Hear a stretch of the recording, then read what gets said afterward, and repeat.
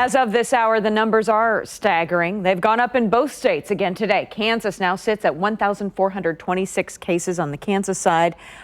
We have 69 deaths rather on the Missouri side. Almost 4,700 cases in all, 133 deaths. Right now, Johnson County, Kansas, which has some of the most in the state, is getting more information out to the public about the spread of the coronavirus across the county. Our Ellen McNamara is here now with what we are learning from them today. Hi, Ellen. Hey, Carolyn. So the county is putting the information online right here on this dashboard. The information will ultimately help the county and public health experts decide when parts of the economy can reopen. So when you go to the Johnson County website, this is what that dashboard will look like. So far, out of 3,169 tests, 318 people have tested positive. That's about 10% of the population. As far as deaths go, 16 people have died so far.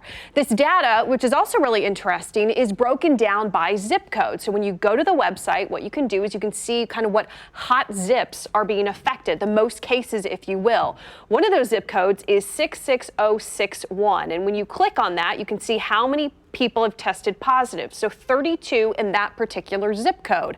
Then you can also see that the cases are broken down by sex, by age, by race, by ethnicity,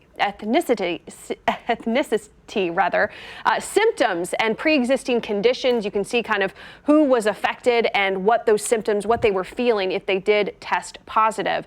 And then if you go back up here, you can see the curve. And so what we learned today is that this curve has not plateaued yet, but health experts say that right now what we're doing is working and it's not the time to open everything up again.